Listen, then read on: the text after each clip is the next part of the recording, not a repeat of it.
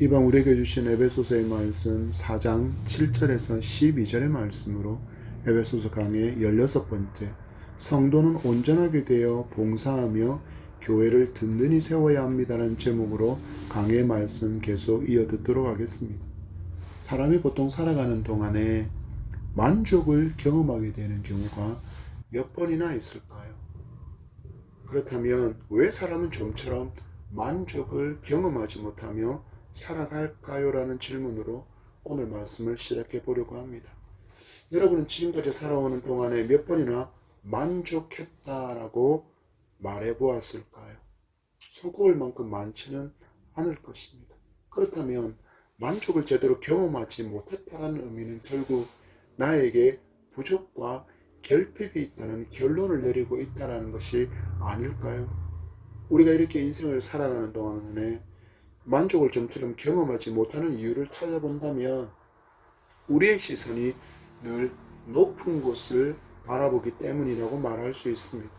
나보다 더 많은 물질을 가진 사람들, 나보다 더 많은 권세를 누리는 사람들, 나보다 더 많은 것을 성취한 사람들과 나를 비교하기 때문에 충분히 만족할 수 있는 상황임에도 만족하지 못하고 누군가와 비교함으로써 자신에게 부족과 결핍이 있다라고 느끼고 또 그렇게 말하는 것이라 할 수 있습니다. 현대는 과거와 달리 언론이나 개인 SNS를 통해서 나보다 더 많은 것을 소유한 사람들의 삶을 우리는 직접적으로 볼 수 있습니다. 그리고 또한 그것을 통해서 내 삶과 직접적으로 비교할 수도 있습니다.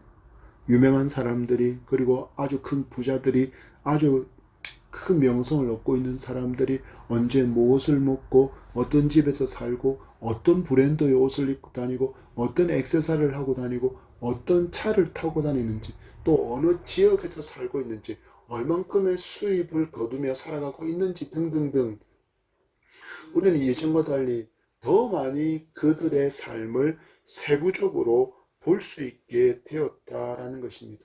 그렇다 보니 우리는 직접적으로 그들과의 비교가 가능해서 더 쉽게 스스로를 비교하고 또한 비교당하고 있습니다. 그 속에서 우리는 어떻게 생각합니까? 저 친구는 나랑 비슷한 연령대인데 엄청나게 많은 부를 누리는 모습을 보게 됩니다. 최고로 집값이 비싼 지역의 펜트하우스에 살면서 슈퍼카라고 불리는 수십억 원대의 차를 몇 대나 소유하고 있고 보석과 명품으로 온 집안을 도배하면서 살아가는 모습을 너무나도 지금은 쉽게 만나기에 그들과 나를 비교할 수밖에 없는 시대입니다. 그러면 보통 많은 사람들은 나는 충분히 만족할 수 있는 상황 속에 있으면서도 마치 그들의 삶과 나를 비교해보면 나에게 결핍과 나에게 부족이 있는 것처럼 여기게 된다라는 것입니다. 많은 성취를 거두고 명성을 얻고 세상에 대해서 제법 영향력을 끼치며 살아가는 그들의 모습을 보며 자신을 초라하다고 여기게 되니 만족이라는 단어는 나랑은 너무나도 먼 단어처럼 여기고 자신을 바라보면서는 결핍과 부족과 무능한 존재처럼 여기며 자기 스스로를 평가절하하고 있지는 않는지 우리는 돌아보아야 할 것입니다. 여러분, 믿음의 사람은 자족하는 은혜, 만족할 수 있고 또한 만족을 넘어서 감사할 수 있는 사람이라는 것을 성도는 분명히 알아야 합니다. 그리고 여기에 대해서 성도는 존재의 이유를 너무나도 분명히 알고 이 땅을 살아가는 사람이어야 합니다. 그래야 세상의 것들 무너지고 부러지고 썩어지고 무너지고 어느새 바람과 함께 휙 하고 모두 사라져버릴 그 모든 것을 믿음으로 말미암아 얻게 된 것, 그 영원한 것과 비교하는 어리석음에서 벗어날 수 있는 만족과 감사의 삶을 살아갈 수 있기 때문입니다. 에베소 성도들의 상황을 보십시오. 그들은 우상과 그리고 엄청나게 발전되어져 있던 문화의 유혹, 그리고 음란한 세상 문화로 가득 찬 그 에베소 한가운데 살면서도 믿음을 선택한 것이 너무나도 가치 있는 일이라는 것을 알려주는 바울의 편지를 통해서 혹시라도 비교당하여 무너진 마음이 있다면 우리 오늘 말씀을 제대로 잘 먹으면서 그 말씀을 먹음으로 세임과 감사를 회복할 수 있는 은혜의 예배가 되기를 간절히 소망하며 축복합니다. 감옥에 있는 바울이 에베소 성도에게 편지하며 그들에게 권면하는 말씀이 부르심을 받은 일에 합당하게 행하라는 말씀이었습니다. 무슨 말씀이냐면요, 성도는 그냥 우연히 성도가 된 것이 아니라는 것입니다. 분명한 목적을 위해서 하나님께서 성도로 선택하시고 또 하나님의 때 어떤 누군가를 보내셔서 우리에게 복음을 들려주시고 그래서 우리가 그 복음을 받게 하셔서 성도되게 해 주셨다라는 것입니다. 그러니 그냥 세상 사람들처럼 세상의 것을 더 많이 더 높이 쌓는데 몰두하는 인생이 되어서는 안 된다라는 것입니다. 그것이 목적인 인생이 되어서는 안 된다라는 것입니다. 왜입니까? 인생은 유한하기 때문이고, 그리고 이처럼 유한한 인생이 우리는 끝난 후에 모든 인간은 하나님의 심판대 자리에 서서 하나님께서 맡겨주신 그 인생에 대해서 계수받는 순간을 마주할 것이기 때문입니다. 그래서 성도는 오늘 하루하루를 살아가는 동안에 내가 성도된 그 이유와 목적을 잊지 않고 살아야 합니다. 하나님은 유대인의 시선에서는 이방인이었고 하나님께로부터 버림을 받은 존재라고 여겼던 에베소 성도들에게 복음을 들을 수 있는 길을 열어주셨습니다. 그리고 그들이 복음 안으로 들어와서 이제는 유대인 성도들과 하나 되어서 성도로서의 부름을 받은 그 목적인 합력하여 선을 이루며 살아가야 한다는 교훈이 바울을 통해서 계속 우리에게 주어지고 있기에 성도는 분명히 내가 성도된 이유와 그 목적을 잊지 않고 살아야 합니다. 오늘 7절의 말씀을 보십시오. 시작. 우리 각 사람에게 그리스도의 선물의 분량대로 은혜를 주셨나니. 아멘. 하나님은 우리를 자녀로 불러주신 그 이후에 팔짱 끼고 하늘 보좌에 앉아 계시면서 수수방관하시는 분이 아니라는 것을 우리에게 보여주고 있습니다. 하나님께서 예수 그리스도로 말미암아 구원의 역사를 통해서 성도된 우리에게 기대하는 삶이 무엇이라고 말씀하고 있습니까? 바로 믿음 안에서 하나 되어서 하나님의 선하시고 기뻐하신 뜻을 이루어가는 그것이라고 말씀하고 있습니다.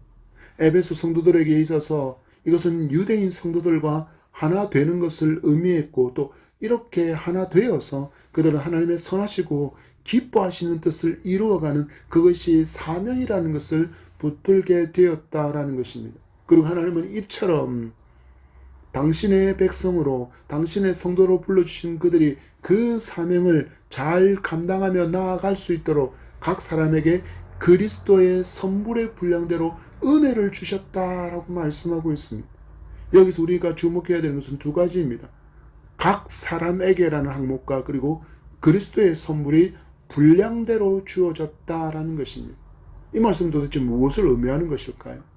하나님께서 기뻐하시고 선하신 뜻을 이루어가도록 에베소 성도와 유대인 성도를 하나 되게 하신 하나님께서 그 모든 성도 각자에게 다른 분량의 선물을 은혜로 주셨다라는 것입니다. 모든 성도에게 주신 것이 같지 않다라는 것입니다. 성도가 이 진리를 분명하게 알지 못하면 교회 안에서 무엇을 할까요? 서열을 정합니다. 높고 낮음의 계급을 정하며 살아가게 됩니다. 때로는 더 많이 섬기고 더 많이 봉사하는 사람을 두고서도 이러쿵저러쿵 입방아를 찍거나 혹은 비난을 쏟아내게 됩니다. 왜요? 왜 저 사람은 저렇게 나대지? 왜 저 사람은 저렇게 막 하지? 라고 그들은 그들의 섬김에 대해서도 평가를 하게 된다라는 것입니다. 여러분, 더 많이 수고하면 격려하고 축복해 주어야 한다는 것을 기억하시기 바랍니다. 하나님께서 우리에게 주신 선물은 1차적으로 구원을 말씀하시는 것이지만 그 이후에 구원받은 성도답게 하나님께서 기뻐하시는 선한 역사를 이루어갈 수 있도록 주신 선물의 분량은 분명히 다르다라고 성경이 말씀하고 있습니다. 바울은 이것을 11절에서 섬김의 다양함으로 표현하고 있습니다. 11절의 말씀입니다. 시작. 그가 어떤 사람은 사도로, 어떤 사람은 선지자로, 어떤 사람은 복음을 전하는 자로, 어떤 사람은 목사와 교사로 삼으셨으니. 아멘. 여기 어떤 사람들이 등장합니까? 사도, 선지자, 복음 전하는 자, 목사, 교사가 등장하고 있습니다. 하나님의 선하시고 기뻐하신 뜻을 합력하여 이루어가도록 하나님은 각 성도에게 다른 은혜를 부어주셨고, 또한 선한 역사를 이루어갈 수 있는 그 목적을 모든 성도에게 갖고 계시다라는 것을 성도는 언제나 기억하며 살아야 합니다. 이 진리를 알지 못하면 교회 안에서의 역할을 두고도 알력 다툼을 하게 될 수밖에 없다라는 것입니다. 여러분, 교회 안을 둘러보십시오. 참 다양한 모습으로 주님의 몸된 교회를 섬겨하는 사람들이 있다는 것을 알 수 있습니다. 어떤 사람은 사람들의 전면에 서서 돋보이는 섬김을 할 수 있습니다. 많은 사람의 주목을 받는 자리에서 섬김을 할 수 있습니다. 또 어떤 사람은 사람들이 보이지 않는 곳에서 섬김을 다 하고 있습니다. 그런데 많은 사람이 생각하기를 전면에서 돋보이게 섬기는 그 자리는 귀한 자리라고 너무나도 쉽게 여기는 것을 보게 됩니다. 그래서인지, 이런 생각 때문인지 드러나지 않는 곳에서의 섬김을 맡게 되면 마치 회사에서 좌천당한 듯이 섭섭하다라고 여기면서 말하는 모습도 만나게 됩니다. 여러분, 이런 시선을 타파하기 위해서 우리는 7절과 11절의 말씀을 주목해 보아야 합니다. 뭐라고 말씀하셨습니까? 그리스도의 선물의 분량대로 각 사람에게 은혜를 주셨다라고 말씀합니다. 그리고 11절에서의 주어를 찾아보십시오. 무엇이 등장합니까? 그가 등장하지 않습니까? 그가 누구이십니까? 바로 우리의 주님이십니다. 그리고 그 주님께서 무엇을 하셨다고 동사가 끝나고 있습니까? 삼으셨다라고 말씀합니다. 여러분 보십시오. 선물을 주시는 분이 누구이십니까? 하나님이십니다. 우리를 창조하신 하나님께서 나를 가장 잘 아시기에 내가 가장 잘할 수 있는 것으로 선물을 주셔서 당신을 섬기게 하셨다라는 것입니다.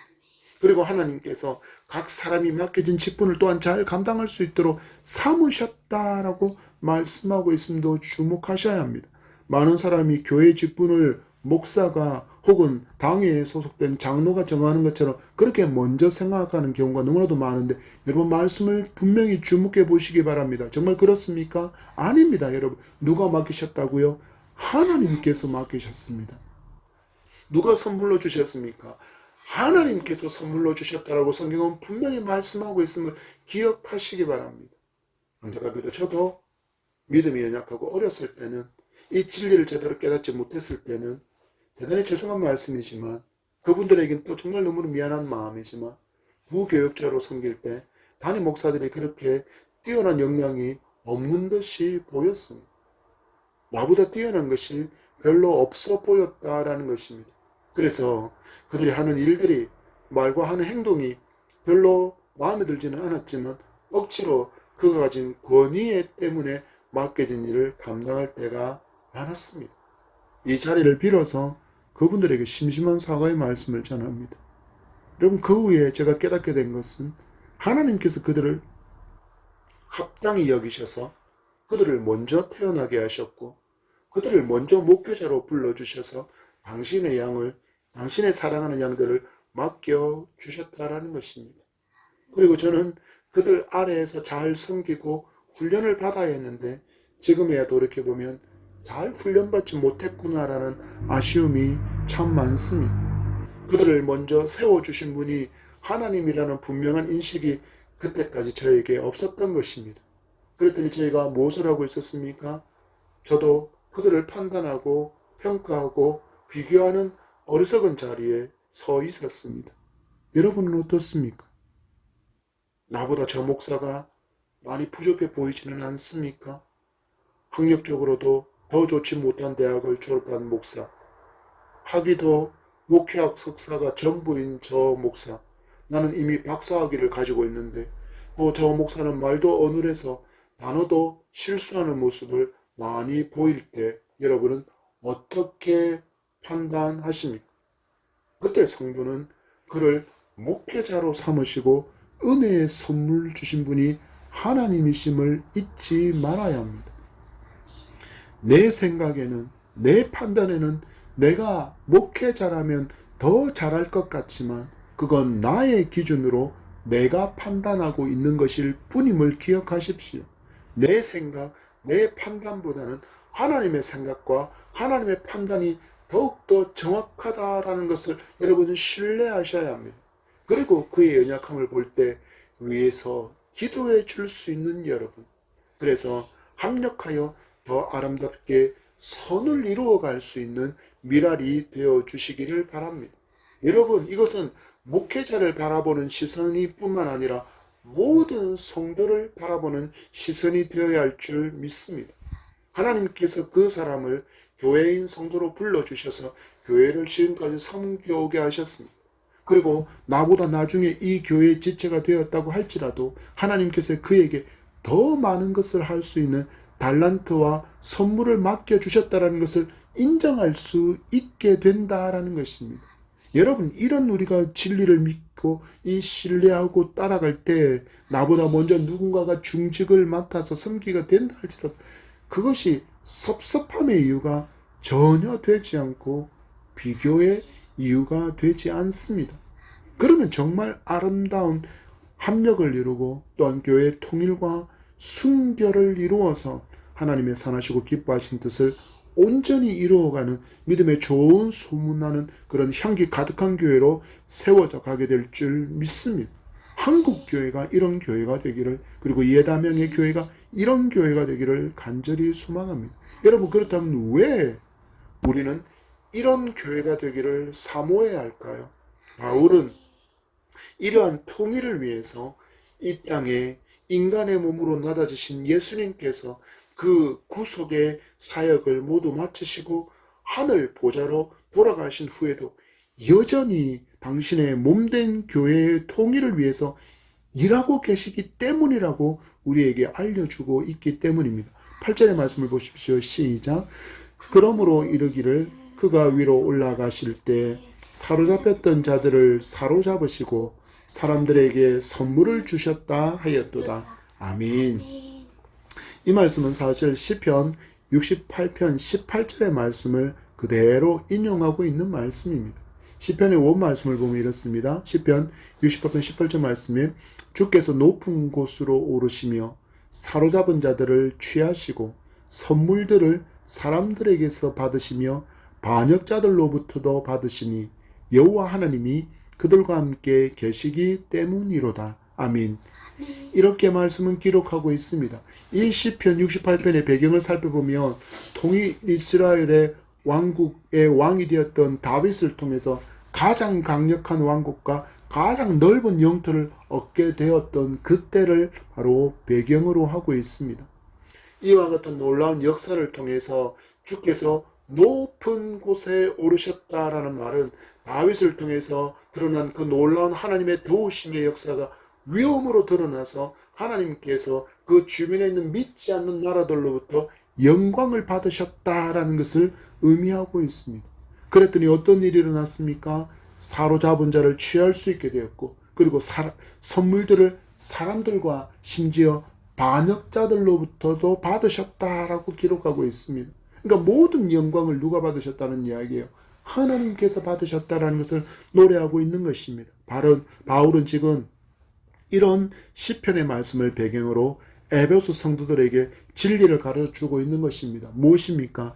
성육신 하신 우리 주님께서 인간의 몸을 입으시고 인간들로부터는 패역자의 취급을 당하신 그 예수님께서 구속의 사역을 다 성취하시고 죄 문제를 해결하신 그 근거로 말미암아서 모든 자들로부터 선물, 영광이라는 그 앞에 무릎을 꿇는 그 놀라운 선물을 받은 주님께서 이제는 누구에게? 당신의 백성들에게 선물을 주고 계신다라는 것을 알려주고 있는 것입니다. 그러니까 여전히 주님은 우리에게 깊은 관심을 갖고 계시다라는 거예요. 여전히 몸된 교회 주님은 승천하신 그 주님이시니까 원래 그 영광스러운 자리에 돌아가 계시니까 그냥 가만히 계신 분이 아니라 몸된 그 교회, 피 흘려서 세우신 그 교회된 성도들을 여전히 이렇게 깊은 관심과 사랑으로 바라보고 계시기 때문이라는 것입니다. 죄를 해결해 주심으로 원수된 우리와 하나님을 화목하게 하신 예수님은 여전히 지금도 교회의 통일과 순결을 위해서 일하시는데 그 증거가 누구라는 것입니까? 선물을 받은 우리, 바로 성도라는 것입니다. 그리고 성도에게 주신 은혜의 선물이 바로 그 증거라고 지금 바울은 이야기합니다. 그래서 바울은 각 사람이 서로 다른 달란트와 받은 은혜로 지체로서의 사명을 감당할 때 교회는 더욱 견고하고 강력한 통일의 순결을 이루어서 하나님의 기뻐하시고 선하신 뜻을 잘 이루어가게 된다는 것을 에베소 성도들에게 지금 알려주고 있는 것입니다. 여러분, 이 길은 쉬운 길이 아닙니다. 사람들이 어떤 길을 좋아합니까? 편한 길을 좋아합니다. 더 쉬운 길을 좋아합니다. 더 울퉁불퉁하지 않은 안락한 길을 가려고 하는 것이 사람의 기대입니다. 그런데 예수님을 이제 믿게 된 에베소 성도들이 마주한 것은 더 울퉁불퉁하고 더 힘들고 더 고통스러운 길이었습니다. 에베소 성도들이 예수님을 믿기 전에 그들의 삶을 한번 돌아보시겠습니까? 그들은 이방의 우상들을 믿고 따를 때는 성적으로 방종해도 괜찮았습니다. 성적으로 마음껏 성을 즐겨도 그들은 괜찮다라고 여겼습니다. 왜? 그들의 신전에서 이미 성적인 죄악을 저지르고 있었기 때문에. 그래서 거짓도 탐욕도 괜찮다라고 여겼습니다. 그래서 그것들로 인해서 그 거짓과 탐욕으로 인해서 벌어들인 많은 재물을 우상의 제단에 와서 갖다 바치게 되면 모든 것이 괜찮다라고 사죄함을 허락받았기 때문에 그들은 모든 것이 가능한 인생인 듯이 제약 없는 종교 생활을 해왔습니다. 그랬던 그들이 복음을 듣고 예수님을 따르게 된 후에는 그 모든 것을 하나님께서 엄격하게 금하고 있다라는 것을 알게 되어서 모든 것을 이제는 끊어내어야 했습니다. 거기에 더해서 우상을 믿을 때는 생각도 못한 박해가 있습니다. 심지어 예수님을 믿는다는 그 이유 때문에 목숨을 잃는 사람도 있었습니다. 그렇다고 자기들이 섬겼던 우상처럼 제단이 눈에 보이지도 않습니다. 그 제단 안에 있던 거대한 그 신상도 기독교에는 보이지 않습니다. 뭘 의지하고 기댈 만한 것은 전혀 보이지 않습니다. 이런 신앙의 고민을 하고 있는 에베소 성도에게, 그리고 우리에게 바울이 말합니다. 너희가 바로 예수님께서 여전히 일하고 계시다는 증거이며 너희에게 맡겨진 그 달란트와 그 받은 은혜가 바로 임마누엘의 증거다라고 지금 바울은 말씀하고 있습니다. 눈에 보이지 않지만 너희들의 눈에는 저 수많은 제우스의 신장과 같은 그 헬라 문화 속에 있었던 그 수많은 우상의 제단과 그 속에 세워진 그 신상들과 같은 그런 종교적인 어떤 상징물들이 기독교에는 없다라고 할지라도, 그러나 중요한 것이 있으니 바로 너희가 그 하나님의 살아계심의 증거이고 너희가 복음의 사명을 감당하기 위해서 받은 그 놀라운 달란트와 그 은혜가 바로 임마누엘이, 그 임마누엘의 주님이 너희와 함께하고 있다는 증거라고 지금 말씀해 주고 있는 것입니다. 여러분, 이처럼 성도는 나를 통해서 일하시는 주님을 경험할 수 있습니다. 그리고 다른 성도를 통해서 일하시는 주님을 우리는 간접적으로 만날 수 있습니다. 그를 통해서 우리는 여전히 주님께서 우리와 함께하고 있다는 믿음을 견고하게 가져갈 수 있습니다. 그리고 이 모든 것이 하나님께서 언약하신 말씀 그대로의 성취라는 것을 우리는 분명하게 알게 됩니다. 이를 통해서 성도는 무엇을 경험하게 될까요? 바로 하나님의 말씀에 살아있음을 경험하게 되고, 그리고 말씀이신 주님께서 살아계셔서 지금도 나와 함께함을 믿을 수 있게 되는 것입니다. 그래서 박해를 만나도 순교의 자리에서도 성도들은 소망의 이름 예수 그리스도를 저버리지 않았습니다. 왜요? 그들은 나와 함께 하시는 주님을 경험했고 그들은 보았기 때문입니다. 신앙의 통일과 순결이 흔들리고 있는 이 시대의 성도가 굳게 붙들어야 할 것은 단 하나, 바로 진리의 말씀인 성경이라는 것을 기억해야 합니다. 그래야만 성도는 시대에 편성하는 세속화의 타협을 단절할 수 있기 때문입니다. 9절과 10절의 말씀을 보십시오. 시작. 올라가셨다 하였은즉 땅 아래 낮은 곳으로 내리셨던 것이 아니면 무엇이냐? 내리셨던 그가 곧 모든 하늘 위에 오르신 자니 이는 만물을 충만하게 하려 하심이라. 아멘. 이 땅에서 구속의 성취를 위해서 인간의 몸으로 낮아진 예수님께서 그 구속 사역을 마치시고 하늘에 오르신 것은 만물을 충만하게 하려 하십니다 라고 말씀하고 있습니다. 여기서 충만하다라는 말은 통치하고 다스린다라는 의미입니다. 바로 하나님 보좌 우편에 계신 주님은 여전히 당신의 자녀들을 위해서 일하고 계신다라는 것입니다. 그것도 맡겨진 사명을 친히 능히 감당할 수 있도록 필요한 모든 것을 채워주심으로 그것을 감당하게 하신다는 것입니다. 주님의 몸된 교회를 성령의 복들과 은혜, 은사들로 충만하게 하셔서 모든 것이 합력하여 선을 이루는 통일과 순결을 지킬 수 있게 해 주신다라는 것입니다. 성도는 우리에게 주신 은사와 은혜, 그리고 그것이 능히 감당할 수 있도록 주신 달란트가 각 사람에게 다르다라는 것을 분명히 알아야 합니다. 그러면 내가 섬기는 그 자리가 얼마나 귀한지를 알 수 있습니다. 왜요? 하나님께서 나를 합당히 여겨주셔서 맡겨주신 자리이기 때문입니다. 어떻게 해요? 하나님께서 나를 합당히 여겨서 맡겨주신 자리가 지금 바로 여러분들이 서 있는 그 자리임을 믿으시기 바랍니다. 어느 날 비가 주적 오는 주말에 윈스턴 처칠 영국 총리가 즐겨졌던 식당에 식사를 하려고 방문했을 때입니다.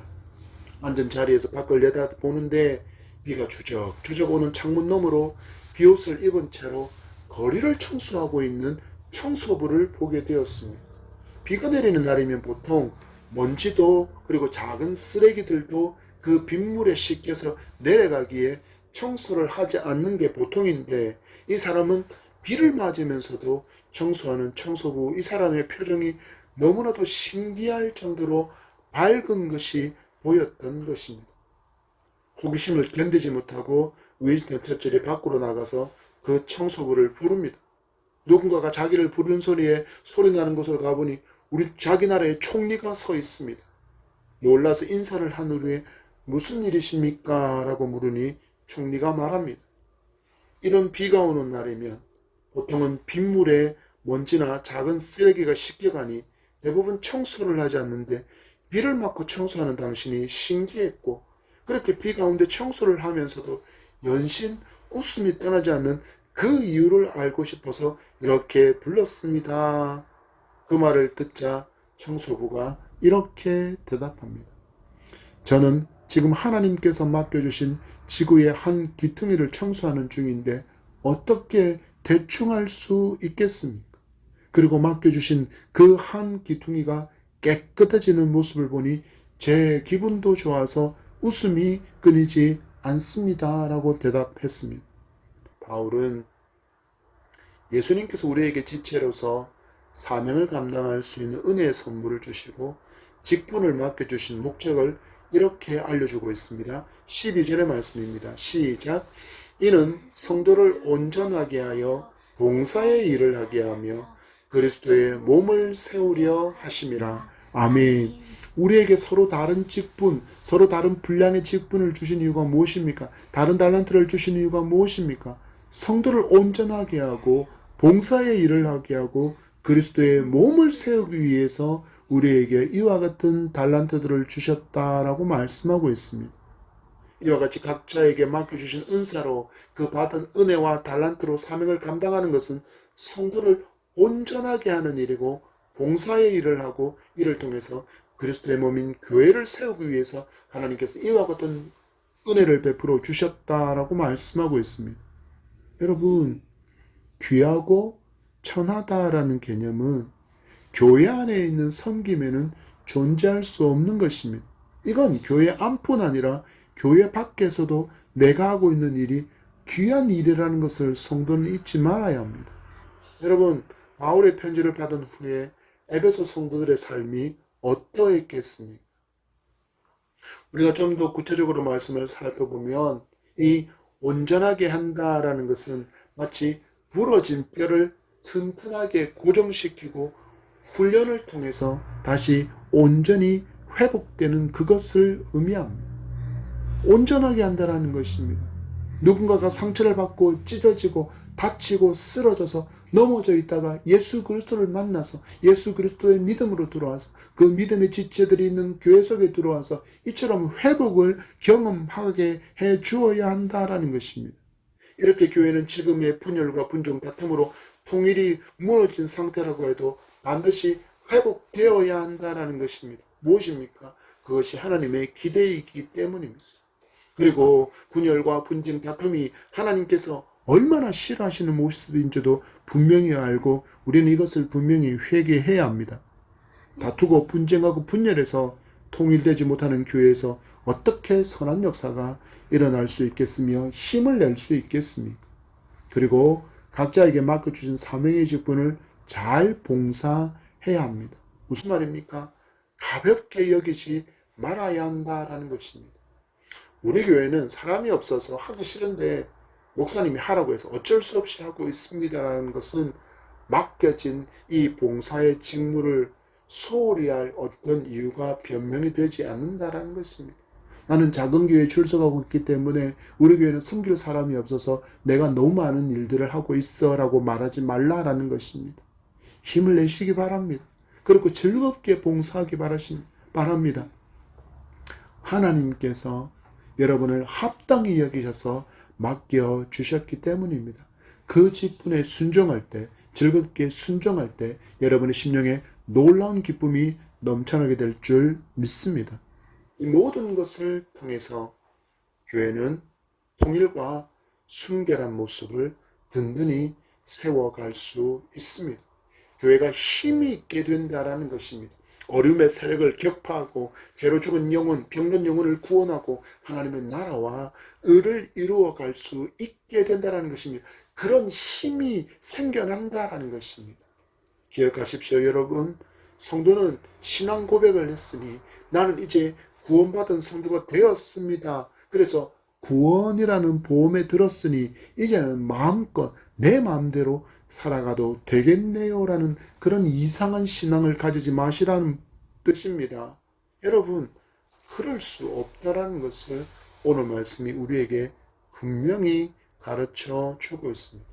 성도는 구원의 신앙을 고백한 후에 말씀에 따라서 살아가야 할 무한한 책임이 있다는 것을 잊지 말아야 합니다. 왜냐하면 성경이 우리에게 구원 후에 구원의 신앙을 고백한 후에 우리의 삶에 대해서 엄중하게 많은 경고를 하고 있기 때문입니다. 그 중에 한 성경 구절이 바로 고린도후서 13장 5절입니다. 제가 읽어드립니다. 너희는 믿음 안에 있는가? 너희 자신을 시험하고 너희 자신을 확증하라.